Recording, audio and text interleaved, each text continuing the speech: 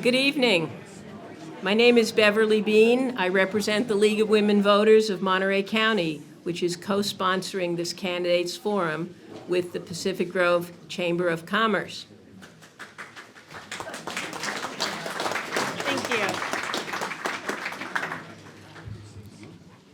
don't know if I could get this. Hold on. I'll just go small.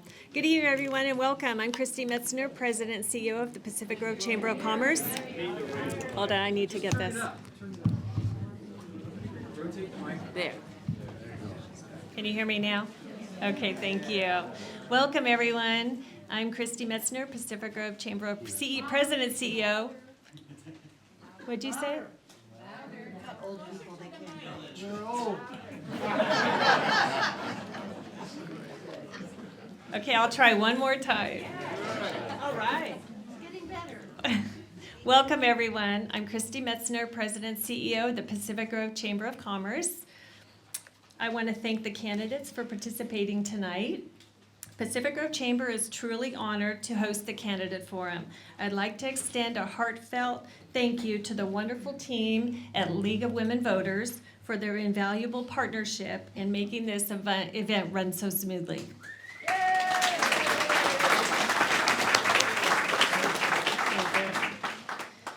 I also want to recognize some in the room. We have Mayor Bill Peak this evening. We have council members Debbie Beck, Joe Emilio, Lori McDonald, and then we'll let our candidates introduce themselves in a little bit. Yeah, he's running for counciltober. He's going to be introducing himself. That's okay. Additionally, it's a pleasure to welcome our past president and CEO of the chamber, Mr. Mo Amar, and he's going to lead the Pledge of Allegiance.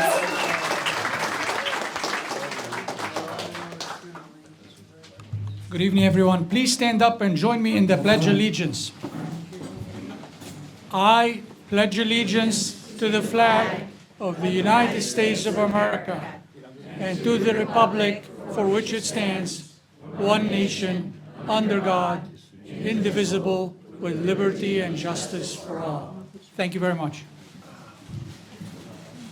Thank you, Mo. Now, please join me in welcoming tonight's League of Women Voters moderator, Beverly Bean.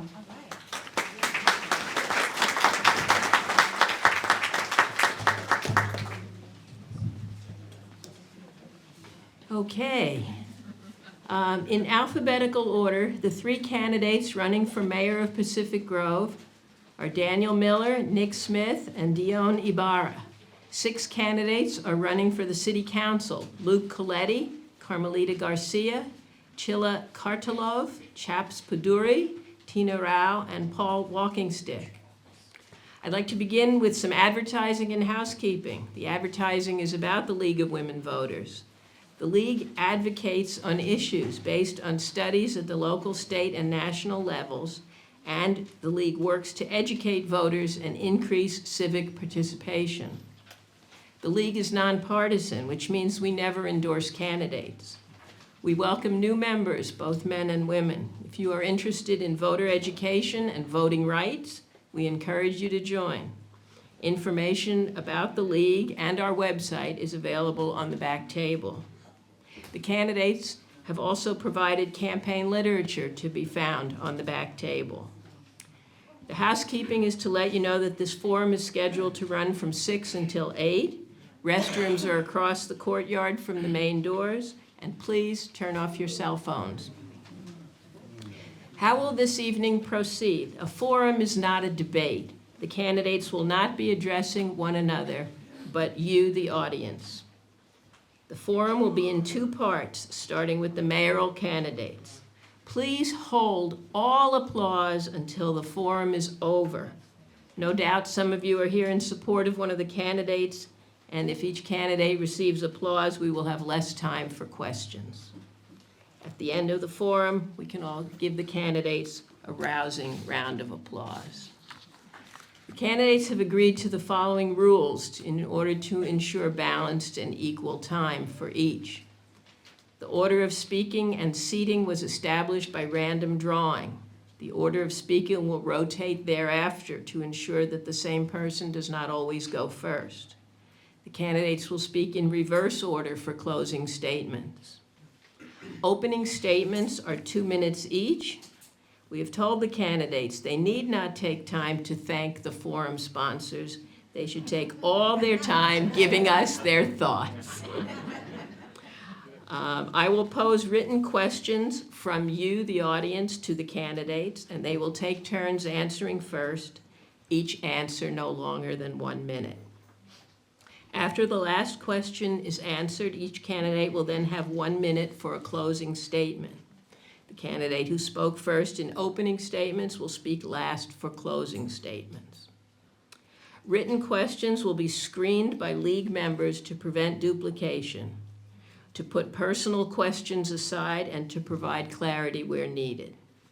The league has provided a timer to assure that responses stay within the time limits. The timer this evening is Alice Ann Glenn. She has signs to warn the speakers with 1 minute to go, 30 seconds to go, and stop. Speakers may finish their last sentences, but do not start another sentence. Now, about your written questions. If you brought previously prepared questions, that's fine. Hand them in at the back table.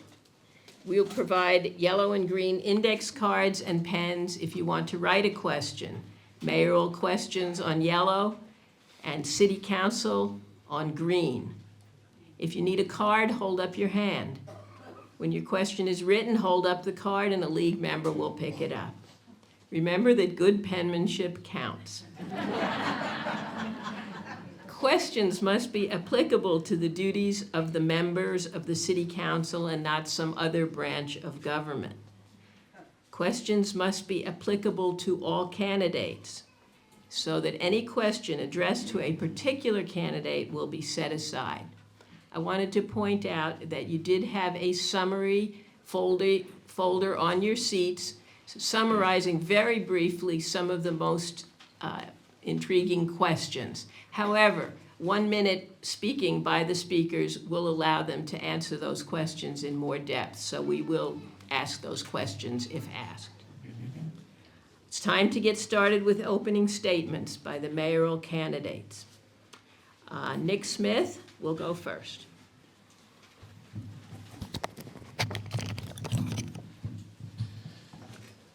Good evening, my name is Nick Smith. As Mayor Pro Tem and council member for the past 8 years, I have learned how the city operates, what works and what does not work from a policy perspective, and to listen to the needs of the community. We have made progress over the past 8 years in the areas of infrastructure, financial sustainability, environmental and coastline protection, and enhanced youth recreation. I am running for mayor to continue the important work we have undertaken for the residents and lead the community in these and other important endeavors, such as an increased water supply, more housing units, and helping our local economy. As mayor, I will work tirelessly to move Pacific Grove forward in its projects, both large and small, in its infrastructure, including streets and sidewalks, and its plans and policies. We need to complete what we set out to do, and we need to do so efficiently. I believe I'm in the best position to move the city of Pacific Grove forward because I have the knowledge, experience, temperament, and commitment to lead our community. While serving on council, I have demonstrated leadership, a strong commitment to the community, a willingness to serve, and a track record of success. For example, I have supported an environment of respectful dialogue on the council dais, worked well with others to reach equitable solutions, sometimes requiring a lot of compromise, focused on finding positive solutions while avoiding interpersonal conflicts. I have learned much from our residents, my colleagues, and all stakeholders involved in city government. And I want to use that knowledge to make our community the best it can be. Working well with others on the council and following procedure is extremely important to governance, and my knowledge of procedure is strong. Continuity is also important. We have many projects in the pipeline, and I will bring them to fruition to help create revenue and enhance quality of life for all the residents. Thank you very much. Thank you. Daniel Miller? So Daniel Miller, I live about a block from here in a house that my grandparents built 100 years ago. And this community is near and dear to me. That's why I'm running. I thought that with my experience, 3 years on the planning commission, 6 years on the city council, having been to over 500 council meetings since 1990, having gone to council meetings probably before one of my people I'm running against was even born. So it's really important to have a historical knowledge and institutional knowledge about this city. We have have had such a high turnover lately in employees that they've lost sight of what is going on, what has happened, where Butterfly Grove was outside of the Butterfly Grove Sanctuary that got cut down, which probably most people don't know because it wasn't common knowledge where it was because people were afraid of what would happen to it. So at some time, we need to all watch what our resources, what's happening to them. We have to squash the roundabout up on Congress Avenue. 9 people got up at the meeting, the city council meeting, saying we don't want it. Now, one person said yes, except 4 people who were sitting on the city council. And I don't think they were representing the people of this community when they did so.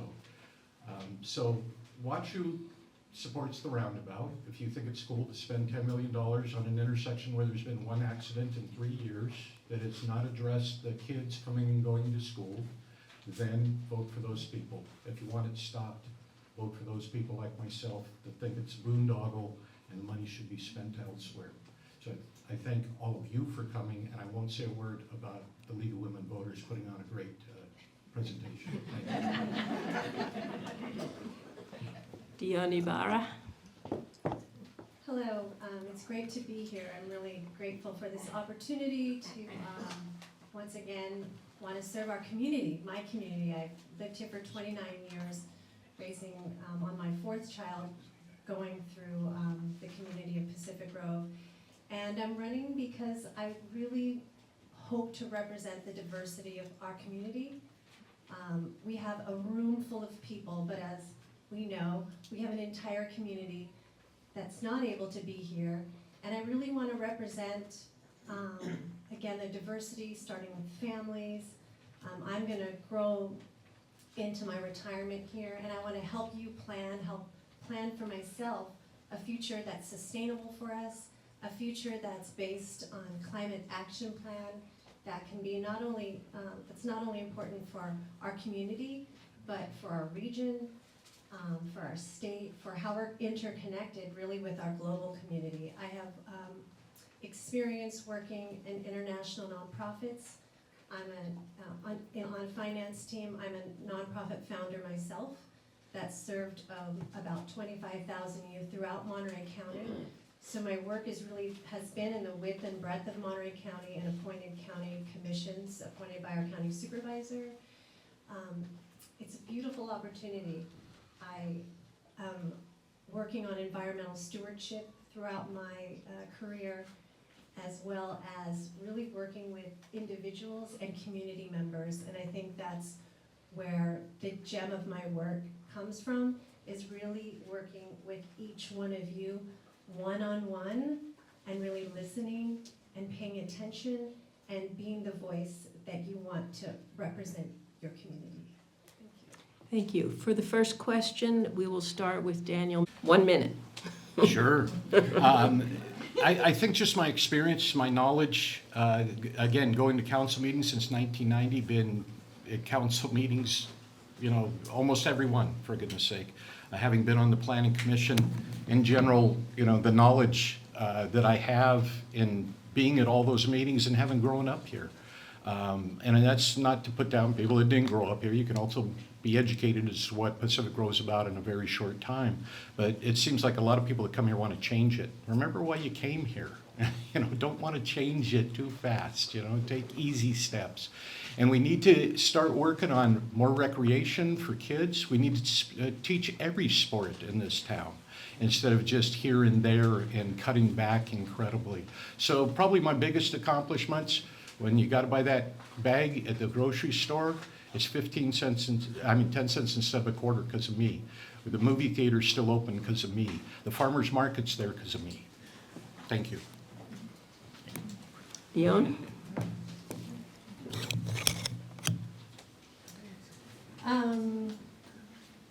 There's so many things. What I feel that brings me to want to serve the community and to have the ability to do that is, one, just starting with the experience I've had here for over 29 years. And that was coming here as a young 24-year-old, starting a new family, living in a little apartment on 18th Street, and really feeling what it was like to start a family here, and how that was going to work, and how we were going to successfully raise our kids here. And I think one of the greatest successes I've had is being able to raise 3 children here, most of that time as a single mother. That's a proud accomplishment I have, 3 kids who are successful, 3 adult children who are successful in the world, and that community helped me, this community helped me do that. And I want to keep that experience that I've had as a new family and a single mom, and now with another starting, I'm trying to keep my sentence going, with all that life experience to bring to the table to be able to serve our community. Just pass that. Okay, Nick?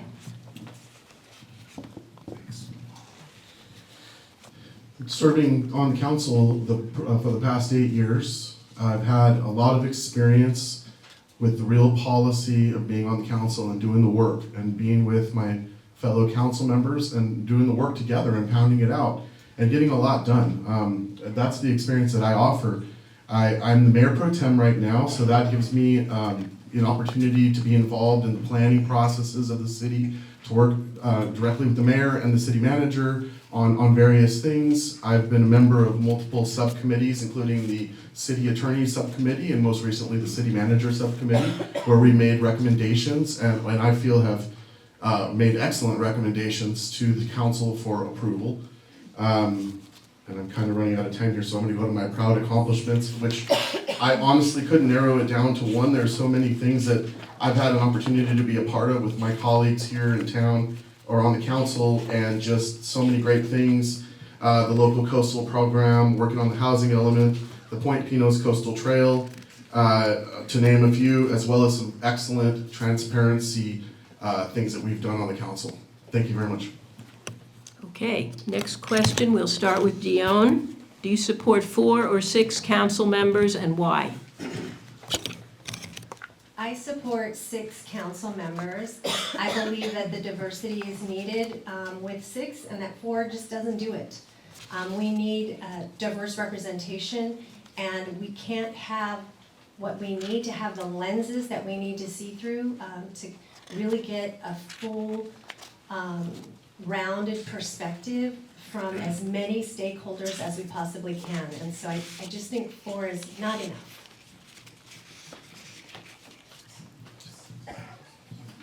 Nick? Nick, yeah.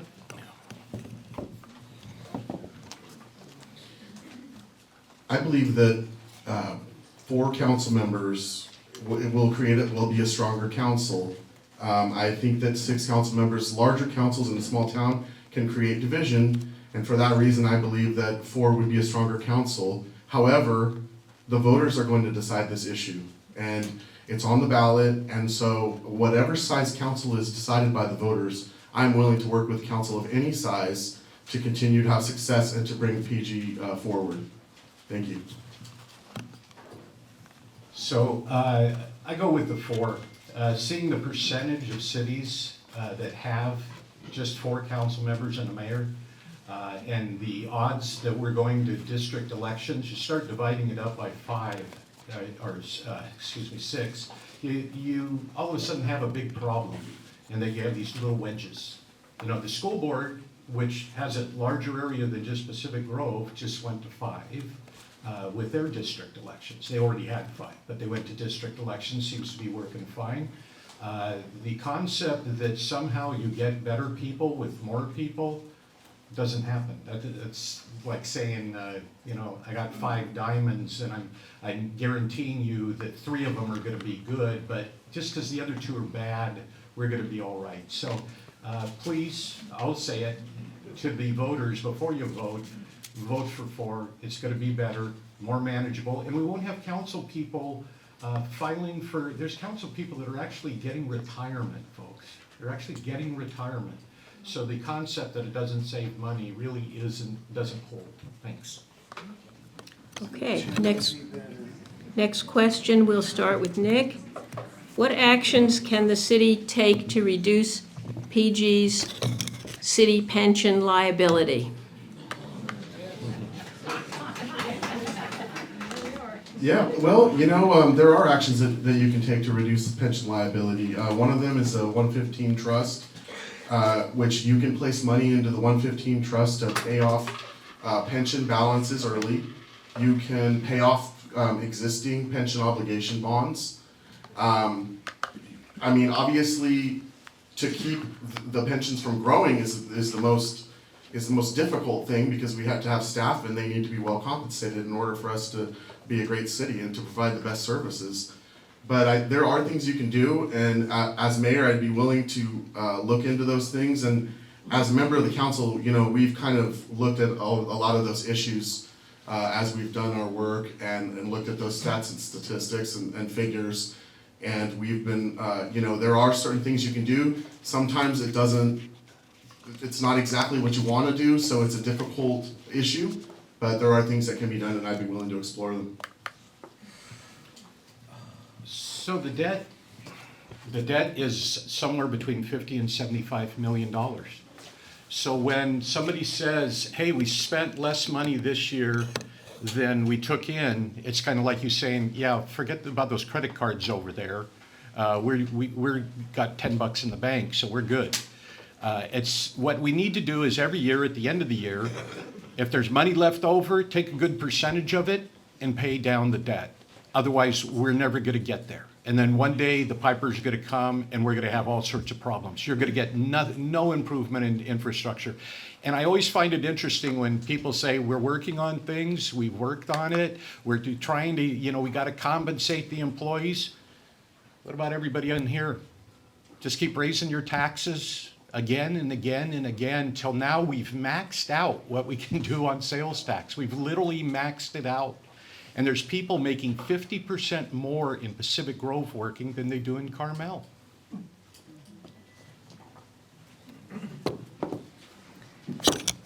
We know this isn't a problem that we're the only ones facing it. This is happening all across our state, it's happening all across our country. And I think that what we can perhaps look towards, as Nick was saying, is like, what are the options and the opportunities for us?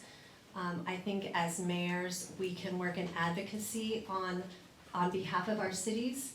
As groups of mayors, we can advocate to the state of California to ask for help and support in working towards what can be done on this heavy weight that's resting on, it's not just us. So I think what's important is to have a mayor who can work, again, regionally and represent us at the state level to work towards solutions that we can also problem solve for the future. It was also mentioned that what are we gonna do now when we have to also look forward? So we're looking back and looking forward in 2 different directions. But I think looking at the support we can gain in a broader perspective will really help our city. Next question, we'll start with Daniel Miller. Do you support a higher PG sales tax? You literally can't do it. It's literally, are at the maximum that you're allowed to charge. So all those little ones you voted for, like TAMC and school bonds and everything else, we're at the max you can do for sales tax. So without building the 2 motels and them opening and hopefully creating a lot of transient occupancy tax, we're gonna have some problems.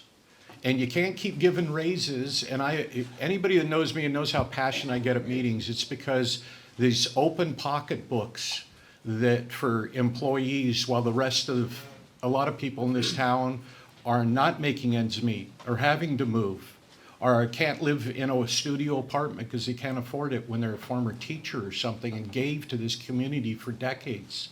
And so at some point in time, we have to be realistic about how much money we got, and we have to parcel it out correctly instead of spending it willy-nilly. Okay, Dion, do you support a higher PG sales tax? I'd prefer not to have a higher PG sales tax. I'm also a small business owner. And so, I mean, we're all consumers also. We see that tax coming up. But as a small business owner, I see how much is going, you know, how the finances are separated with the money that's coming in. And it's a lot. And it's a stress for us, for everyday people, as well as what could it influence also people wanting to come into our city as tourists when we have such, if our taxes were to keep going up. So I prefer to keep it not going higher, for sure. Okay, question 5, we'll start with Dion. Actually, may Oh, I'm sorry. Thank you. Please do tell us. Okay. No, I do not support a higher sales tax. I think it's a strain on families, and it's extremely expensive to live here, as we all know, so I don't think we need to do that. We do need to look at other sources of revenue, and we do have some on the horizon that are going to be good. We have the Kimpton Hotel coming up for additional sources of revenue, and I think, so that is tax revenue, but it's mostly visitor driven. So I think that's kind of where my head's at as far as driving more revenue. Thank you. Okay, Dion will get the next question first.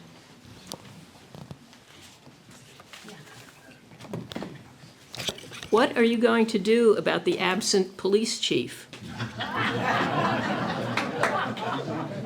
Should we get a consultant?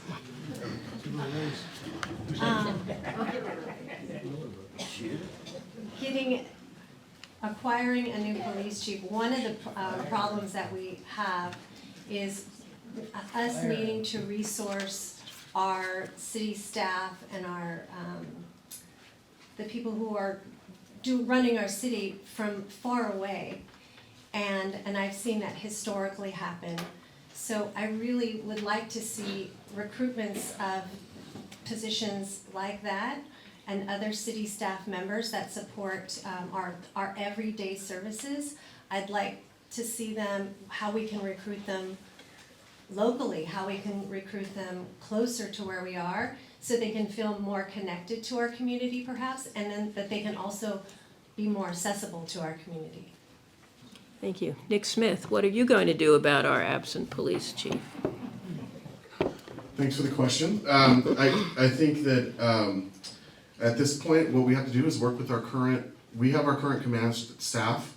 There are legal limitations as to what we can do in this circumstance with the chief of police who's on leave, and so we have to work with what we have. We got to work with our commanders. We have to do the best we can with what we have, and if we need to recruit a new chief, then we need to do that. We need to create we need to work with the city manager, because that tends to be the city manager's decision, and we need to find a chief that is going to be working. So that wasn't meant to be a joke, but no,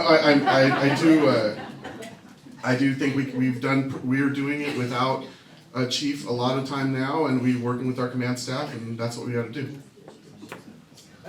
So, to my knowledge, I'm the only person that's gotten up at council meetings and said, where the heck's our chief? And I've gotten up at multiple council meetings and said, where's our chief? I even went out and found, case in point, that you lose your right to privacy when the public's knowledge of what's going on becomes greater. And in a case where the police chief now has been gone over a year with no explanation whatsoever and is still collecting their pay, it's totally unacceptable for the council and our city attorney to not let us know what's going on. And when does it end? Do we let it go on for another year, 2 years, 3 years? That we just let commanders, they're not chiefs. And by the way, the council doesn't have anything to say about the chief. The council does not hire the chief. They cannot get involved in hiring the chief. They hire the city attorney and the city manager. That's it. Thank you. Question Next question, we'll start with Nick Smith. Thank you. What are your specific ideas for addressing housing in PG, especially affordable housing? 1 minute. What did I do? Well, obviously, this is, I think we had to reflect on this. So, affordable housing and housing in California is probably one of the most challenging issues facing the entire state. So it's not a PG specific issue. So, we have to remember that, I think, and look at it in that manner. I continue to support ADUs and the creation of additional affordable ADU units. I support continuing to ease zoning and permitting restrictions for new housing. And I support looking into an affordable housing project in a proper location, which is going to have to take a lot of work to figure that out. So I do think we have to do that. As far as some of the other things that have gone on, I think we need a lot more community feedback before we step into another realm like a rent control situation. I think we need to have a lot more community feedback before anything like that were to occur. Thank you. So, am I next? Yes, please. Okay. I lose track, The thing is, cities sometimes, problems are too big for them to solve. We can make inroads, we can make it cheaper for people to develop. We can do something about taxes, for property taxes. When a city says they're going to have rent control and they're going to put it all on the owners of property, I want to see cities kick in. I want to see them lower what they get and see if they taking lower than what the property owners take, that they're cool with that. Almost everything that Mayor Pro Tem just said, it's state-driven now. We have almost no control over what's done. Hence, 1,300 units we're supposed to build in Pacific Grove. ADUs, there's no requirement that they're low-income ADUs. So don't think that that's any kind of answer in a minute. So. Dion? I'd really like to solve part of this problem, like was just mentioned, that this isn't something that's new to us. It's everywhere, and it's not an all-in-one solution. We can look to ADUs, and I appreciate the new zone, considering zoning issues where we can implement something that can be sustainable for our neighborhoods, and where impact can happen, where impact cannot happen. But, I think we need to partner with, again, regional partners like Monterey Bay Economic Partnerships, so we can solve the problem together, because we are not gonna have all the answers, but we do need to, we're the stakeholder of where we live, so we also need to make sure that we're protected in what works best for our community and how much we wanna grow, how much we need to grow. And again, that pressure from the state is a real pressure for not just our city, but all the others in our area. Would you favor having the city work with a nonprofit developer to build affordable housing on city property? Well, it depends on what city property you're talking about. If you're talking about, our parks and beaches and stuff, I'd have a problem with that. If you're talking about vacant parking lots, sure. And we have a couple of rather large ones. Understand something. Go home tonight, Google how many vacant houses there are in California. The number is over 1 million. Over 1 million. So there's vacant houses, and I'm sure you can get them pretty cheap. There's still houses in California that sell for a couple $100,000, but they're not necessarily where you want to live. Everybody wants to live in Pacific Grove. Anybody here that doesn't want to live in Pacific Grove? Yeah, I wouldn't think so. So that's why I've stayed here, got plots down at the cemetery, planning to be here a long time, no matter how much you want me to go. So please, understand our limitations, but a nonprofit come in, Dion's got experience with nonprofits, we need nonprofits to come in and the government. Thank you. Okay, Dion? That's okay, it's confusing, back and forth. I definitely would love to see our community work with nonprofits who are working in housing because they have the experience and they're the knowledge holders for us. And many of them are successful. So let's work on the success that other nonprofits can bring for us. They have established infrastructure, they know the policies, they know the rules, they know the laws, they know how to bring in the money to create that. So I am definitely in favor of using a resource that's available to us to help our community. Thank you. Nick Smith, would you favor having the city work with a nonprofit developer to build affordable housing on city property? I would favor any builder, any developer that would be willing to create a project that will bring vitality and housing to the city.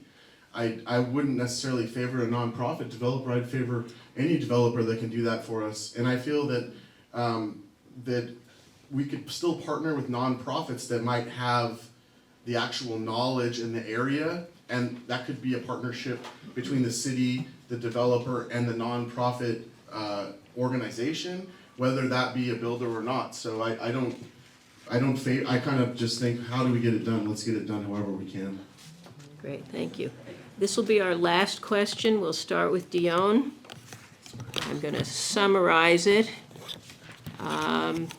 There are multiple city infrastructures needing work. The 2016 report said the city needs $2.4 million per year to repair infrastructure.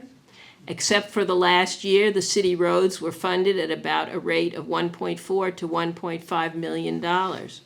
How do you propose to remedy this shortfall in city maintenance?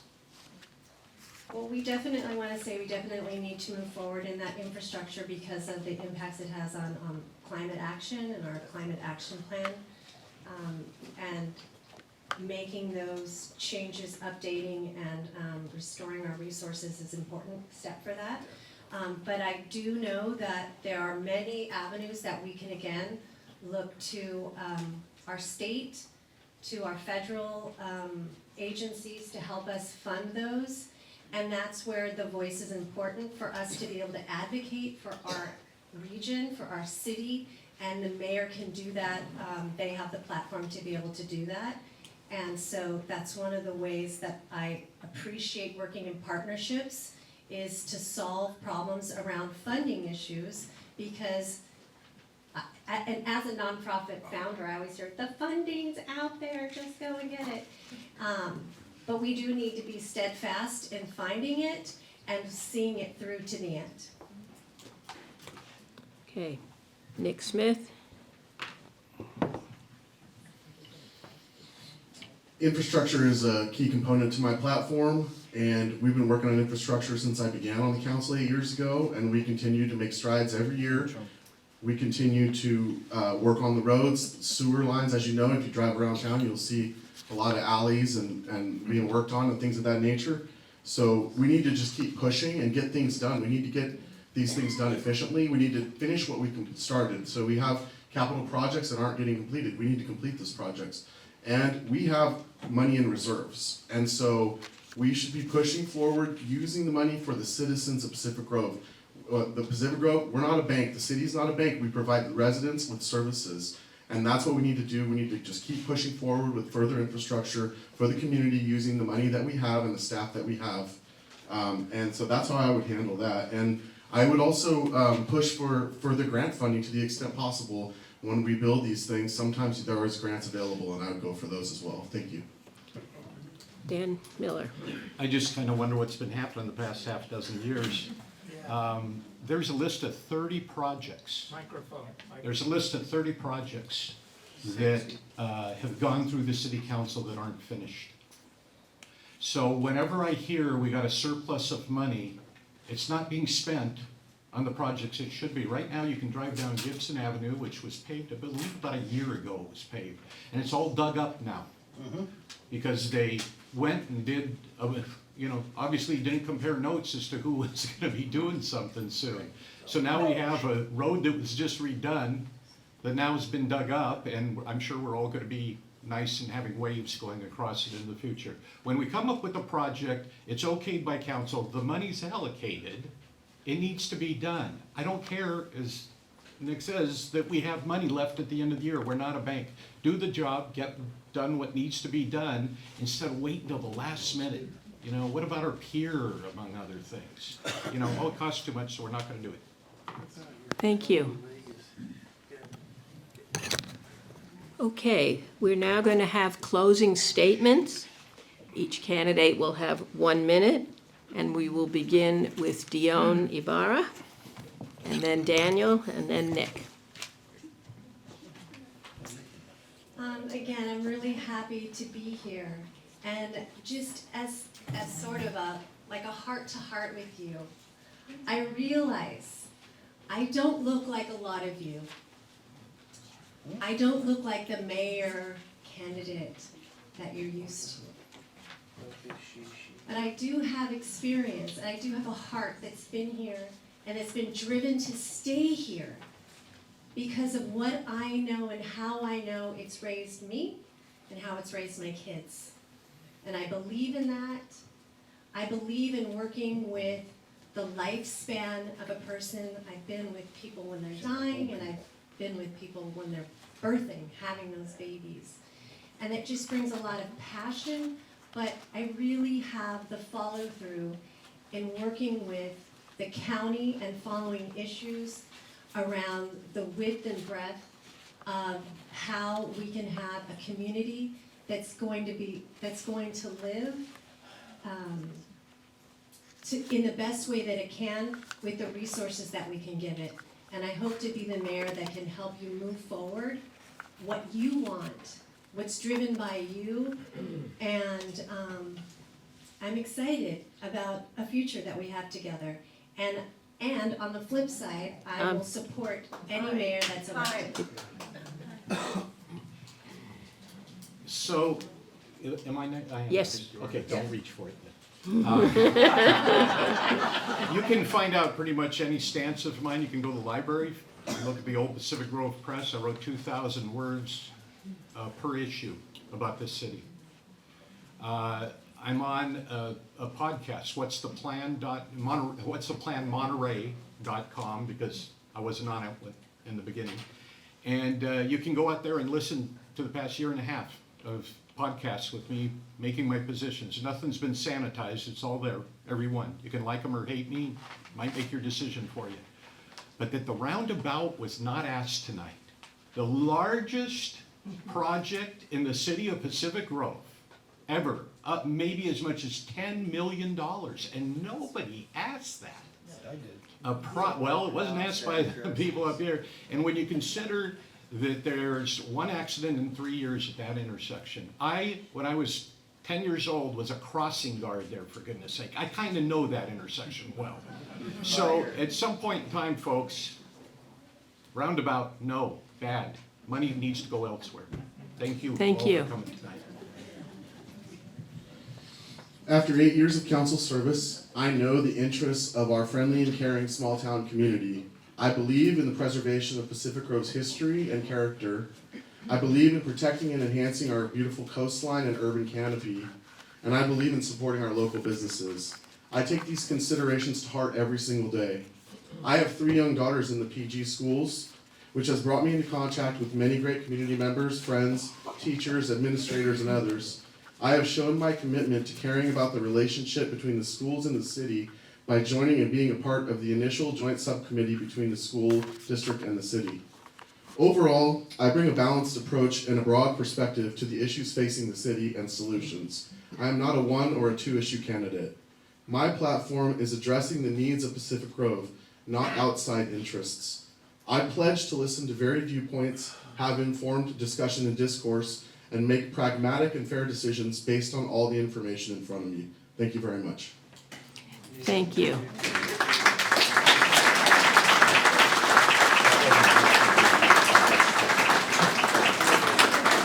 Several things. I would like to point out that if your question wasn't asked, it may have already been answered on the flyer that was on your seat. I would like to ask the audience to raise their hand if there's an empty seat near you.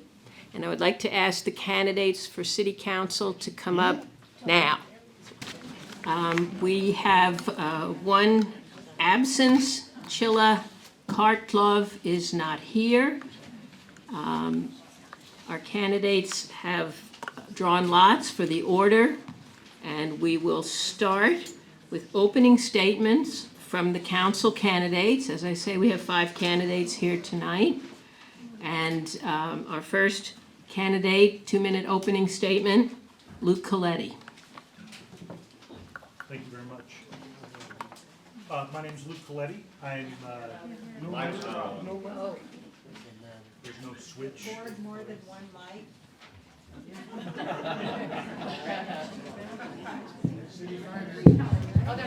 There we go. My name is Luke Coletti. I'm, Put it up to your mouth. Right? Right here? That's right. Make love to the microphone. My name's Luke Coletti. I'm born and raised in Pacific Grove. Went through all the Pacific Grove schools. My father was a educator in the PG school district. He co-founder of the community centered high school. And after school, I lived in Japan for a year, Chicago, Santa Cruz, but then I came back to Pacific Grove. And I came back right at the time when they were doing the improvements, taking up the old Southern Pacific Railroad and putting in the rec trail. And I went down and my mom had told me, she said, go down and look at the new rec trail. So I went down and took a look. And I just fell in love again with Pacific Grove. I had not seen it the way I guess I ever before, and I still feel the same way when I go down to the coastline, and I appreciate all the work previous councils have done to keep that coastline as private property, public property rather, owned by the city, and that's been since 1925. So the city has a real commitment to our natural resources. I'm running for re-election because I want to continue to preserve the residential character of our community, the unique quality of life we share. I will represent the interests of residents and neighborhoods, protect our natural environment, pursue affordable housing opportunities, and help our managers and consultants understand the needs and values of our community. I have authored over a dozen ordinances and policies covering government reform, the environment, land use, transparency, electricity bills, and finance. Prior to being elected to the city council, I helped author Measure M, the successful citizens initiative that limits short-term vacation rentals. Way to go. As a priority, I think we must prioritize the upkeep of our city, including our business districts. This means better maintenance, landscaping, and repair of city assets. I think of Chautauqua Hall. Thank you. You're welcome. No new sentences. Mr. Walking Stick, Paul Walking Stick. Thank you very much. My name is Paul Walkingstick. I'm running for City Council, obviously. My platform is on environment and community. I believe that protecting our environment protects our future. And I believe that involving the community in government decision-making preserves the integrity of our governmental process and preserves the integrity of our community as well. So that's the what. The why. Why would someone run for City Council? This gets more personal, actually. I was raised with a generational love and appreciation for Pacific Grove. During the Great Depression, my family, Oklahoma, didn't have much, but they lost everything during the Depression. They came out here to California looking for a better life. What they found was field work. They found greater hardship, and unfortunately, my grandparents' marriage did not survive the ordeal. My grandmother was divorced in the 1940s with 4 children, and that was the low point of the story, because she met my step-grandfather, Paul, who I'm named after. They moved here to Pacific Grove, and finally, the trajectory of my family turned around. They found a kindness here that was absent anywhere else. The kindness in the heart of this community gave them that new start that they needed. And I know you know what I'm talking about because everyone here still feels it. We still have it in this community. That's why we're here tonight. That's why we care. That's why we care about one another. And so I tell you all that so that you understand the debt I feel to this community that I can never repay. And that when I say that it would be an honor to serve this community, I wanted you to understand what I meant. Thank you. Thank you. My name is Tina Rao. I grew up in PG. I started my career here. I moved all over Northern California, but my heart was always here. So 7 years ago, in anticipation of retirement, we bought a house here, a very small one. We fixed it up, and 6 years ago, we made Pacific Grove our forever home. Since the last election, we've been busy. We purchased a long vacant and crumbling building downtown, completing tenant improvements, and helping someone start 2 businesses. I believe we live in one of the most beautiful cities in the world. We need to be guardians of the environment, have better collaboration and partnership with the school district, and manage our city in a responsive and responsible manner. We need to prioritize our parks and youth recreation so that the kids that attend our schools have a safe and updated recreation activities for all that want to attend. We need to plan to ensure that there's a strong small business base in our 4 commercial zones. We need to improve our city infrastructure, starting with sidewalk repair, investing in a recycled water distribution system, and tree preservation. We need to make sure we have a fund to restore and repair our city assets like Chautauqua Hall, and we shouldn't have to have a bake sale to make that happen, as somebody, I think, suggested. This is a great place to live, and we're just so happy to be here, and I see a bunch of friends out in the audience, and that's why I'm here, for that, for the people in our community that we have grown to love and want to stay here. So, thank you. Thank you. Chaps Paduri.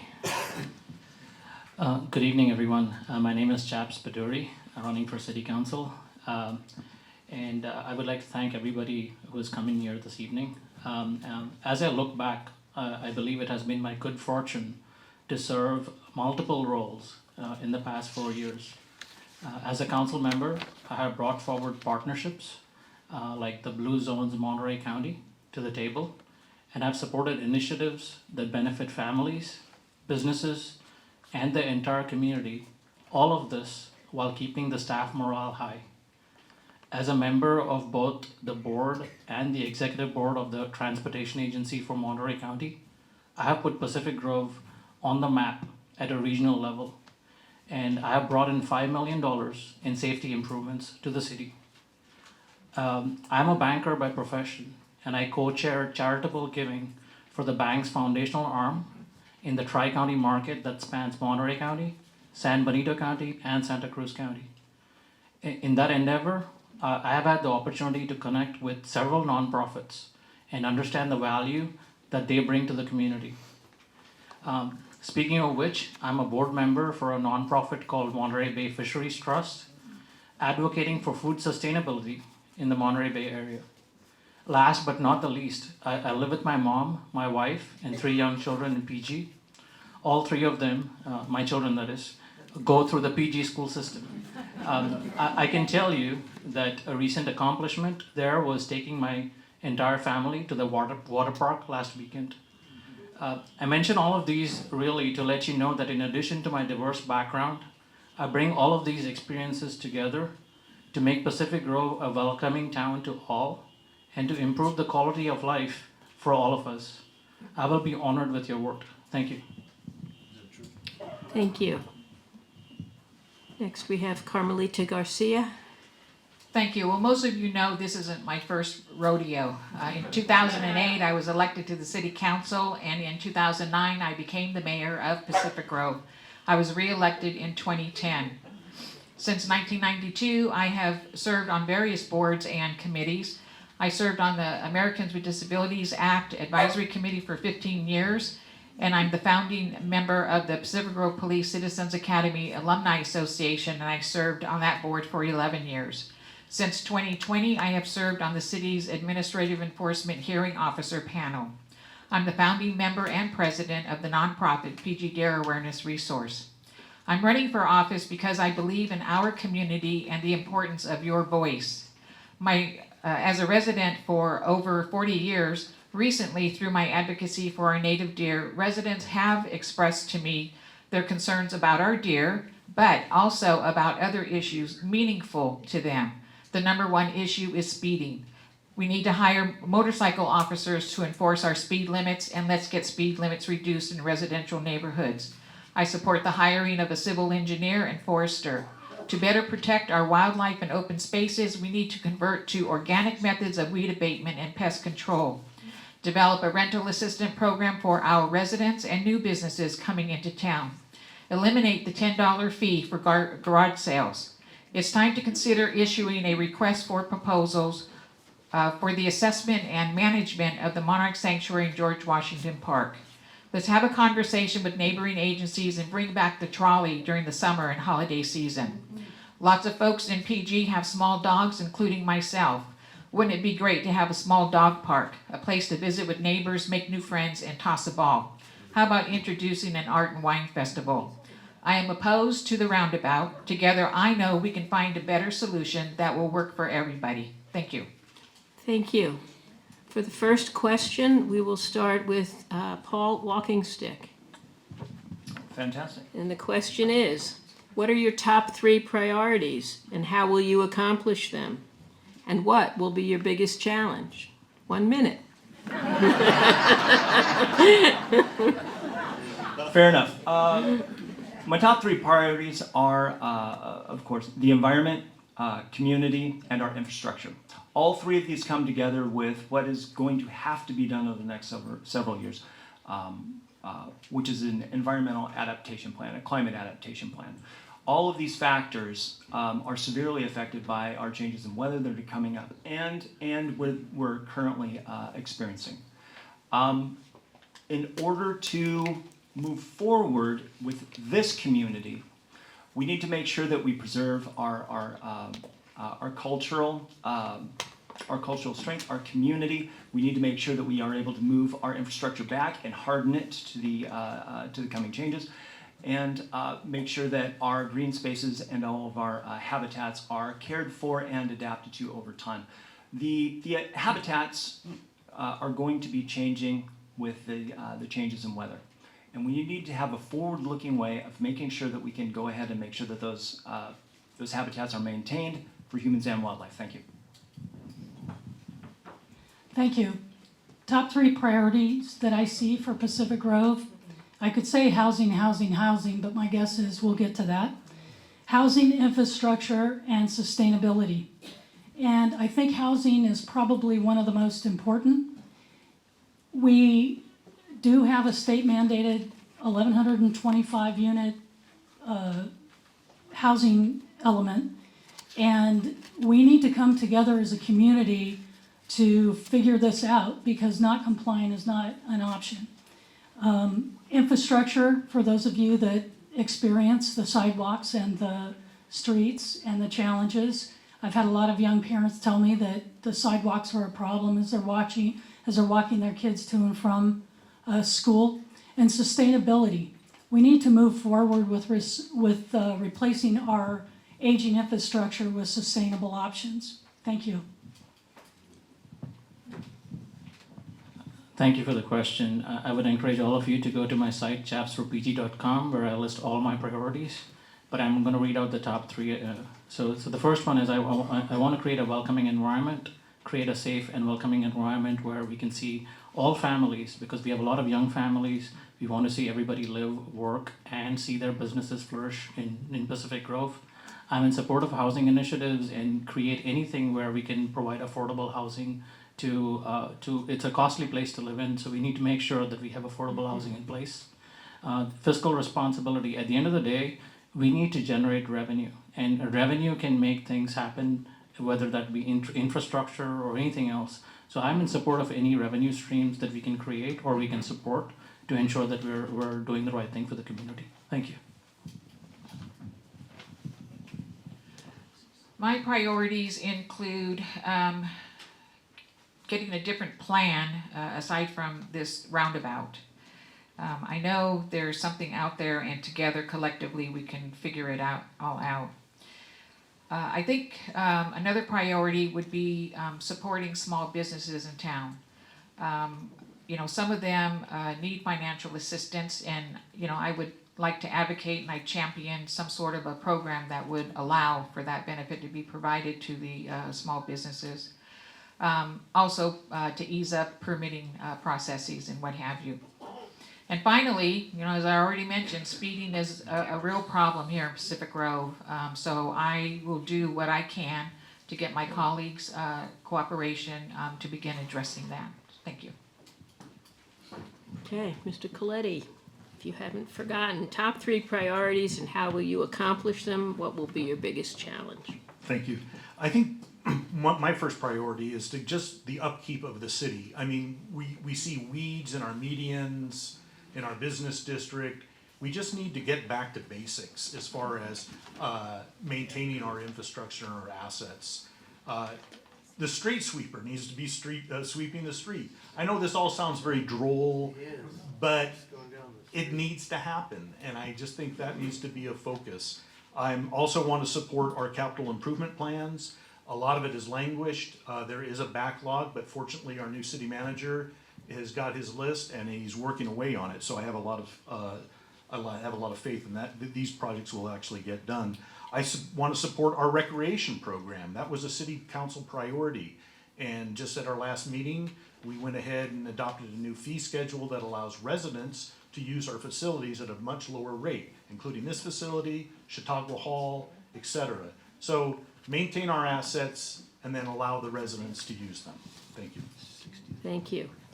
For the next, what is the estimated cost of the roundabout at Sunset and Congress? Why do you think this is or isn't a good use of public money? When it initially came up, it was about 5 million. I think it's now up to about 7.5. For me, if we could use federal funding and state funding to do it, I think it's a no-brainer. I think there's a lot of federal funds out there for infrastructure. There's a lot of state funds out there for infrastructure, and there's a lot of grants out there for infrastructure.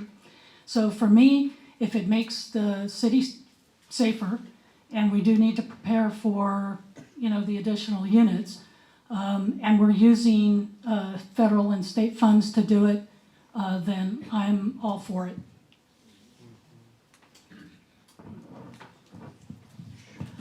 Thank you for the question. I can tell you that one of the eye-openers for me when I was as a city council member is the amount of expense it takes for any infrastructure project. It's almost like I'm in the wrong line of business. I should have been in infrastructure. But the cost for the roundabout itself was estimated to be about in the $8 million range. And I can tell you that the city has already received 5 million grants from the local regional agency to support it. And as a roundabout is being vetted to be the safest option there, we are in a position to receive more grants to make it whole. So this will be at a really low cost to the city if we actually move forward. And I would like to make a bigger point that it's not just about the roundabout. It's about that entire corridor and how to make that entire corridor safe for everybody and have multimodal access, including accessibility, including walking, pedestrians, and whatever not at that roundabout. Thank you. So there's 5 million in tax money from the TAMC tax that we got to pay some time back. And the estimated 3 million, well, having served previously, I know how those estimates go. They go up and up and up and up. And I absolutely refuse to spend taxpayers' money on this roundabout. The money could go to far better places and for far better reasons than that roundabout, because again, I firmly believe there is another solution. We just need to get out there, figure it out together. Thank you. Yeah, eliminate one of those streets. Mr. Coletti, you're next.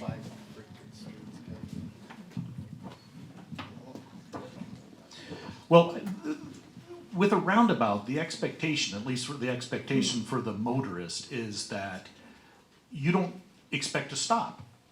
You expect to keep going, and certainly all of us that have driven through the roundabout up there at Highway 68 know that. With that in mind, that is not compatible with pedestrian safety. And that intersection serves two very important schools in our district. So the roundabout, I think, is and when I hear grant funding, that's speculative, and it doesn't really address the core question. Is it a good project? Is it appropriate for that intersection? And I believe the answer is no. If we are going to do something there, perhaps a four-way stop, but someone mentioned the Forest Hill corridor, and that is where that money is supposed to be allocated. That's where it's programmed. Well, we could do a lot of other things like install sidewalks for safe travel to the schools. Thank you. Thank you. Well, it was mentioned that it could go up to $10 million, and again, that is speculation at this point, which would put you on the hook for $5 million. My real problem, though, is this does not solve the real issue of child safety, of pedestrian safety. That's what was initially brought up. This in no way touches that project or that issue.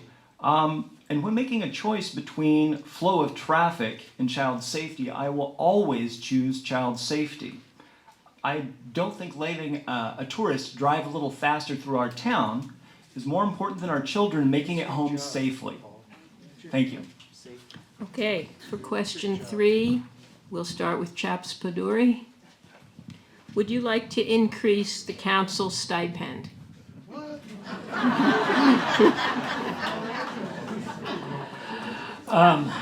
I would absolutely love to increase the council stipend. I can tell you that much. I'll use this question to let you know that if we are planning to reduce the council size from 6 to 4, that is exactly what is going to happen. There is a lot of work that the council does behind the scenes, subcommittees, regional representation or otherwise. When we reduce the council members, automatically the workload for every council member increases. And I foresee that as the workload increases, there will be a demand from someone to say, I want more money. So while I personally do not support that's like a crucifixion to say that I support stipends and increasing my own salary. But in general, I do think that if we are voting to reduce the council size, that is something that you can expect. Thank you. Thank you. Well, anyone sitting up here who's thinking they're going to get a raise shouldn't be running for city council, because that's not what it's all about. I have thought about increase. That's my dog. He hears my voice. But what I think is not realistic is a cost of living increase, a CPI. I think that's very reasonable to have one per year like everybody else. And I think that would be very reasonable, and I would probably get agreement amongst my colleagues doing something like that.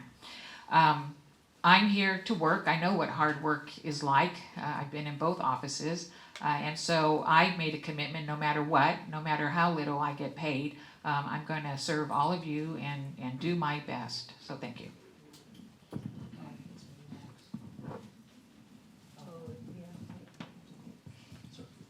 Well, fundamentally, running for council is an act of volunteerism. That's how I look at it. And the stipend isn't meant to be a salary. It's meant to reimburse any out-of-pocket expenses you might have. Like if you're traveling to go to some regional meeting or something. It's not meant to supplement your income per se. It's meant to reimburse any out-of-pocket expenses. And just so you know what the stipend amount is, I believe it's $460 for council and about $720 for the mayor. I would not support raising that. And the idea that just because we're going to reduce council size, that automatically means we're going to raise the salaries, I don't think that's true at all. I think if you're going to volunteer for council, you volunteer and do the work. And it's not about getting paid, it's about doing something for your community. Exactly. I heard a a local politician not local to here, so not here in the room, talk about their political career, and it really struck me wrong. This is public service. What we're doing here is out of love for our community and out of a sense of civic responsibility to our community. So no, I will not be pursuing a raise for city council. And I know I'm supposed to talk some more, but I think we covered it. Yeah, I could probably make this pretty easy too. I wouldn't, other than a nominal cost of living, and it's one reason why I am not in favor of going to 4 council members, because I do think that is going to come up. I think people can say that it's not. I'm doing this because I'm a public servant. I love to volunteer. That's my jam. But I don't believe that that it should go any higher than that. So for me, I think the volunteer part is the payment enough, and making the city better is just the payoff. With Carmelita Garcia. Do you believe the city council should have 4 or 6 members, and why? Oh, okay. Well, so here's my answer, and I cited this several times. I thought long and hard about this, and I talked to a lot of people about this. This was a very critical decision for me to make. Fundamentally, I support the 4 council people. Because of the district size, it would make sense. And also, the city's back is up against the wall because of the California civil voting rights. And other cities have challenged it and have lost millions and millions of dollars. I think about Julia Platt and how hard she worked to get the 7-member council, which has been in effect for over 90 years. So philosophically, I have that struggle. But again, I do support reducing to 4 with the mayor at large. Thank you.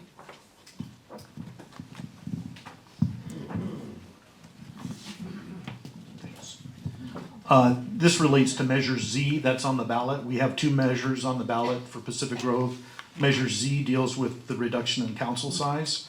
80% of California cities have 5-member bodies. Pacific Grove is an anomaly. Many of us already know that.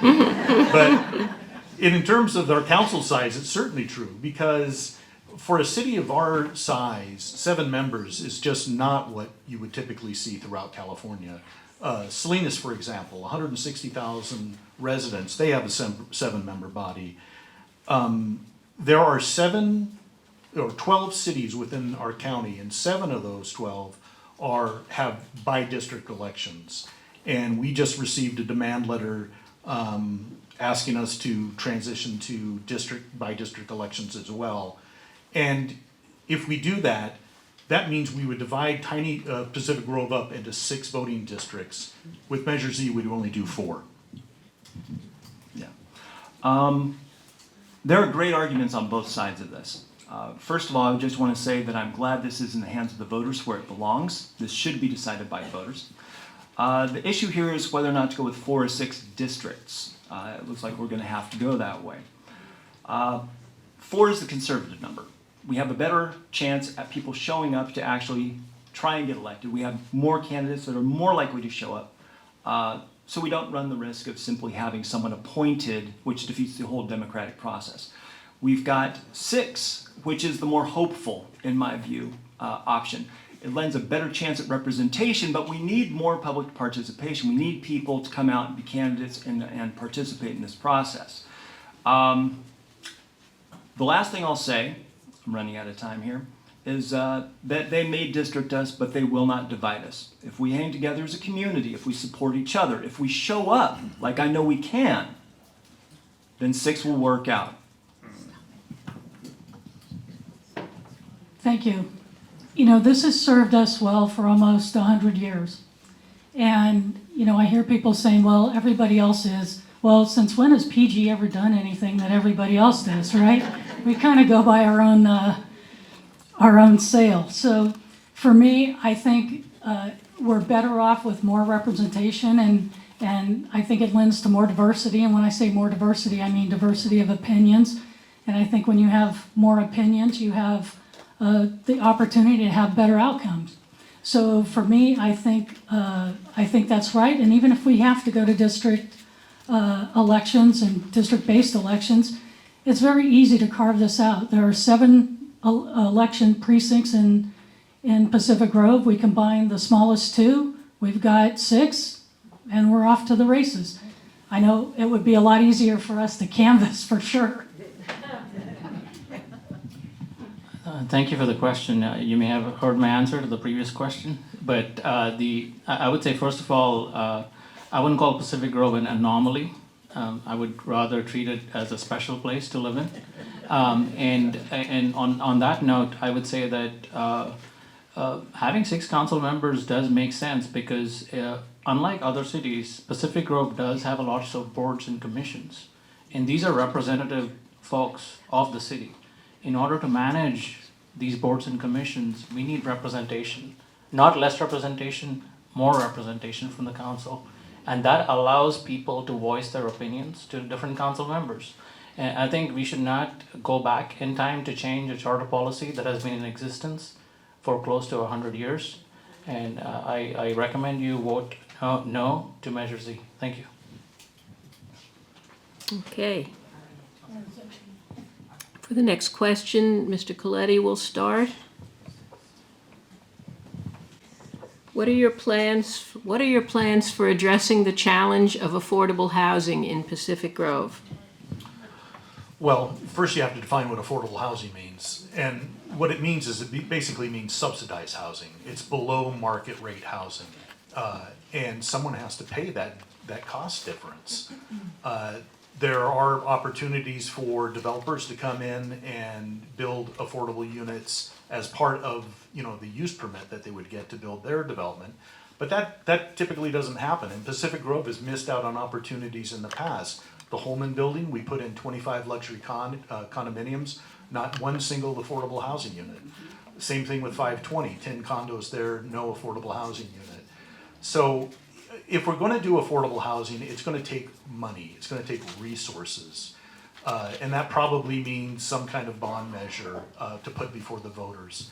But we also have an opportunity, there was a study in 2002 done by the city that identified several hundred illegal granny units that could possibly be brought back and be used as housing, and I've advocated for that.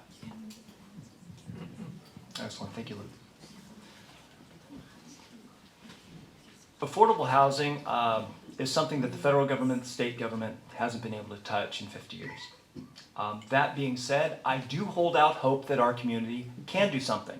Areas where we can focus and we can make a difference is primarily in rentals. Most of our population, about 53% of our population rents.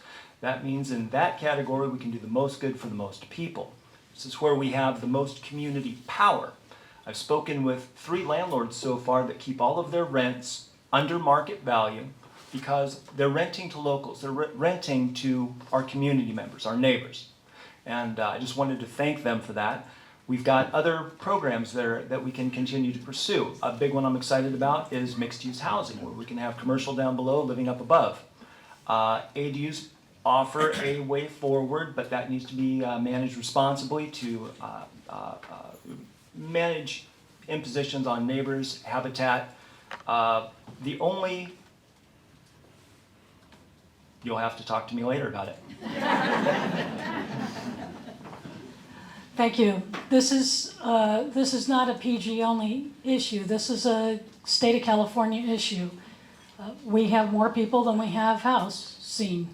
We have 9% of our students in the Monterey County school districts who are unhoused, and it's got to be addressed. And not doing anything is not going to be an answer, because the last thing that we want is this thing to trigger the builder's remedy and have someone just come in and decide that they can build any which way they want without any community input. And that is very dangerous for us.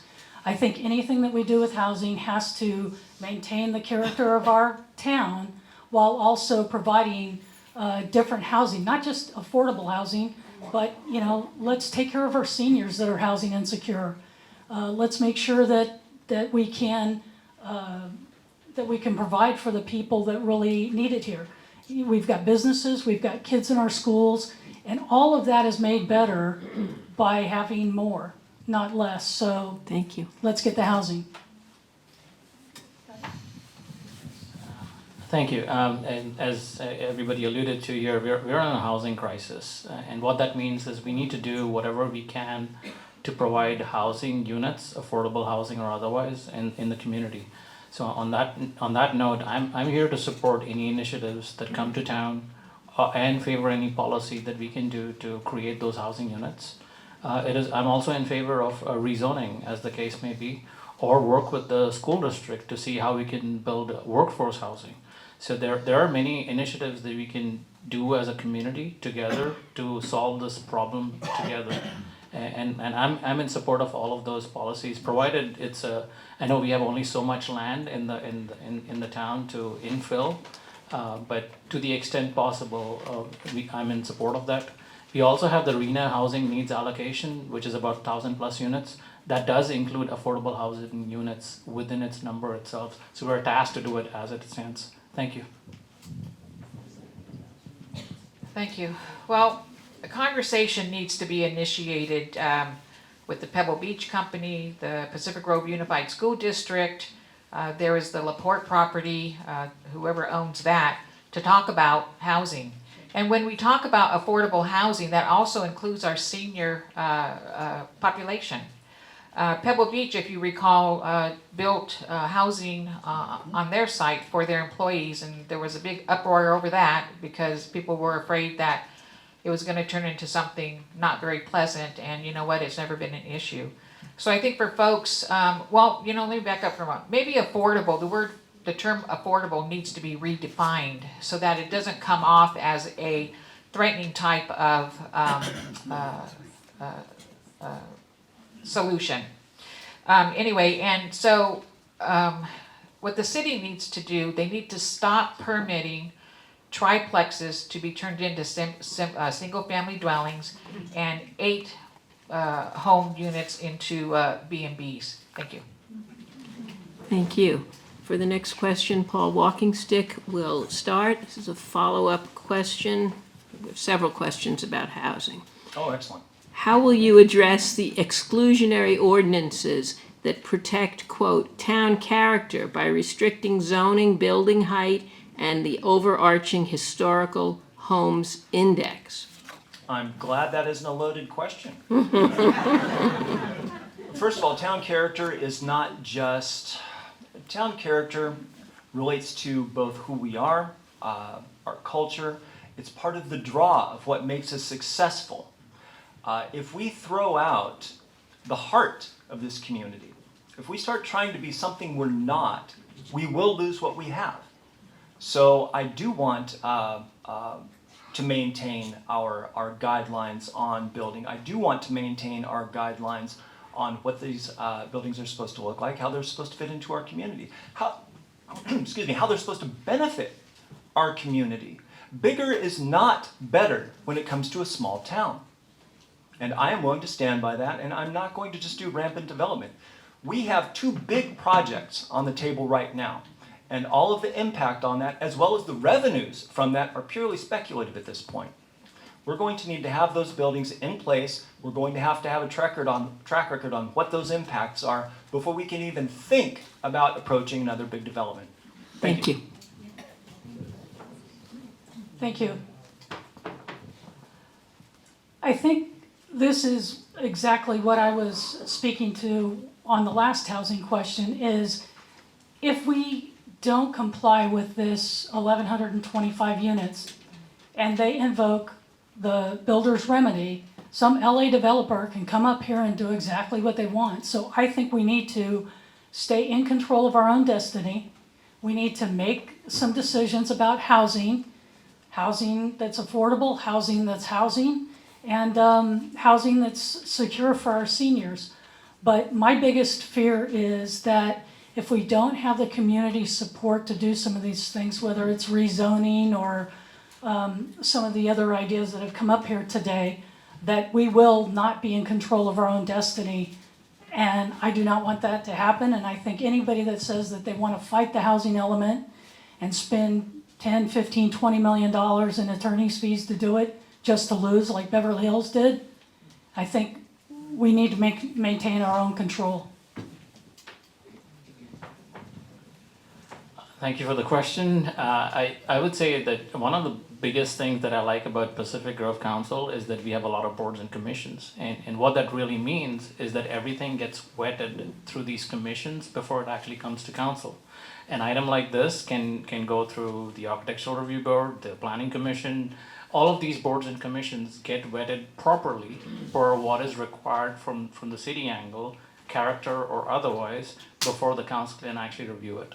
And I would be in support of all of those elements because the conditions that are required from a policy-wise or an ordinance-wise have already been reviewed by stakeholders from the community. And we are here to examine any other elements that may come up to make sure that we're taking the right step forward. Thank you. Well, when I think about the historic character of Pacific Grove, the Historic Resources Committee, if they haven't already completed it, they've done a complete review of houses on the historic register list locally, and they've been deleting them based on they're no longer considered historic. What I see happening to these historic homes, they're being demolished except for the door frame, and they're remodeling, and developers are going up and up and up. I drive around a lot because I count the deer, and I cannot believe the size of these homes that are being allowed to be built. That's a huge issue for me. ADUs, for whatever reason, I thought were supposed to be like a cottage type of place. Well, I know of one that's being built, and it's 1,200 square feet. To me, that's a one-bedroom home, and they should not be being allowed leeway on setbacks and easements. That's just too large. Thank you.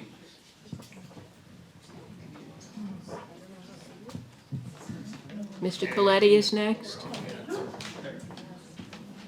Thank you.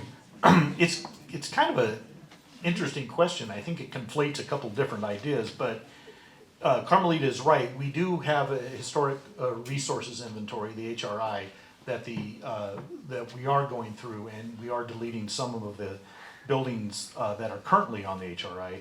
But Pacific Grove has the highest density of historic homes anywhere, in the United States. We have a unique historic resources, and we have a historic preservation ordinance that I don't believe is restrictive at all. In fact, it's very generous in allowing some of these historic buildings to continue by offering generous setbacks, and to maintain older setbacks, et cetera. So I don't have any problem with our historic preservation ordinance. And as far as builder's remedy is concerned, we're already in builder's remedy because we're late in getting our housing element submitted to the state. So builder's remedy is going to be here with us for a long time, and I think we just need to get used to that. Thank you. For the next question, we will start with Tina Rao. Following up on housing, would you favor having the city work with a nonprofit developer to build affordable housing on city property?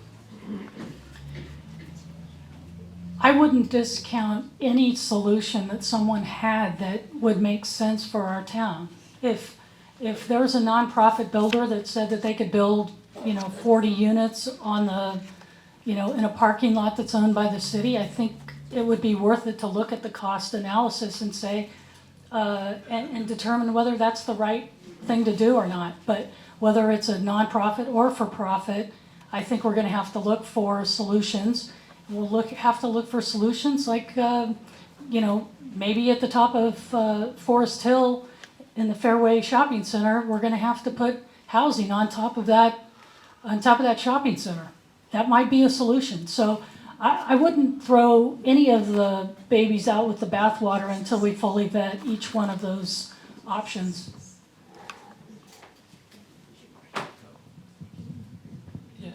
And I would concur with that statement too, because I think we need to look for multiple solutions to address the problem. The city does have what we call a request for proposal or RFP process, and technically what that means is if there are more than one developers that are interested in building a particular property in a certain manner, according to the city's rules, and whatever the number of units, affordable or not, we can put it out to bid and see who comes with the best solution. So there's always options, and it's not just limited to nonprofit per se. We need to look at everybody to see what is the best design, what is the best possible solution that they can accommodate for us. Thank you. Thank you. I would not have an issue with a nonprofit coming in to develop, South County developed Vista Point Apartments, and that turned out to be very successful. Now, there was some drawback on it that they opened it up, the applications to all of Monterey County and not specifically Pacific Grove residents. So whether or not that could be something that could be negotiated, I don't know. But there are other nonprofits out there that are able to do big developments for affordable housing. Yeah, anyway, that's it. Thank you.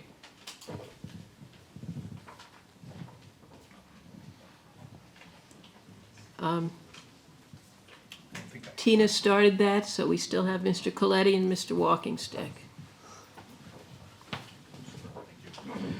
The answer is sure, of course. I mean, we should partner with anyone who wants to help develop housing here. And as Carmelita mentioned, we did partner to build 49 units down at Lovers Point for the Vista Point Apartments, and they've been very successful. I know some people who live there.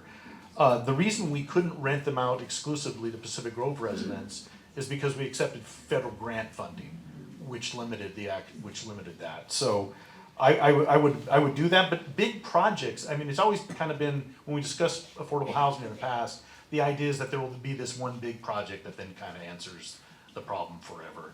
And it just doesn't work that way. We may be able to do one big project, but I think we need to look at actually doing a lot of smaller projects, including addressing all of the illegal granny units that we have counted, several hundred, the city, and get those back into compliance and get maybe even have some water entitlements from the city's water credits to get those units online. I don't think a big project is a great solution. Whoever asked this question, thank you. This allows me to continue what I was trying to say a moment ago. The one bright spot in home ownership in the state of California is these nonprofits we're talking about, community land trusts. Community land trusts allow the person to purchase the home, but you lease the land, usually for 99 years. This means that you are now locked into a certain purchase price, and we can identify exactly what that price is. It's not quote unquote affordable. It would be like $350,000, $450,000. You know what it is up front. And then you, when you sell it, sell for the same price. So it's no longer in the speculative market. It maintains its value now. Someone else can get an affordable home. We need to temper our expectations with that a little bit. The California Community Land Trust Association, across 25 counties across the entire state, has only built 1,700 units. So it's a bright spot, but I would be very in favor of bringing that in. Thank you. Thank you. Paduri? There have been multiple statements that our city is in fine shape financially. The sad truth is that there is a good reserve at the expense of city infrastructure and roads. The pier needs repair. Chautauqua Hall needs repair. Other city facilities are in need of updating and maintenance. The roads have been underfunded for many years. The 2016 report said that the city needs $2.4 million per year. Except for last year, the city roads were funded at the rate of $1.4 to $1.5 million. How do you propose to remedy this shortfall in city maintenance? Thank you for that excellent question. I would encourage all of you to join the City Council tomorrow. We are actually discussing a budget amendment we have a surplus in revenue, and we're trying to allocate that revenue to multiple projects that the city has right now. And I know some of these projects have been backlogged for a long time, including like the pier repair project, etc., primarily due to shortage of funds. It's a matter, and some of these projects, in fact, are underneath the ground. Yeah, so you don't necessarily notice it, like stormwater projects, which are actually a priority to the city. What I'm getting at is, please come to the council tomorrow. There will be discussion. Please provide your views. In order to get there, we do need to build revenue streams, and to achieve that revenue, I'll be supporting initiatives that bring revenue to the city. Thank you. Well, let me be candid. I don't know what's going on with the city. You know, it was mentioned earlier that, you know, the mediums downtown are filled with weeds.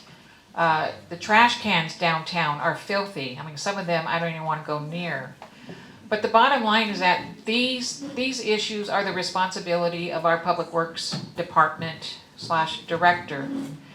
And quite frankly, at the end of the budget cycle, in my opinion, there shouldn't be a surplus. Every single penny ought to be spent so that more roads are repaired and so that the city doesn't get behind. Hang on.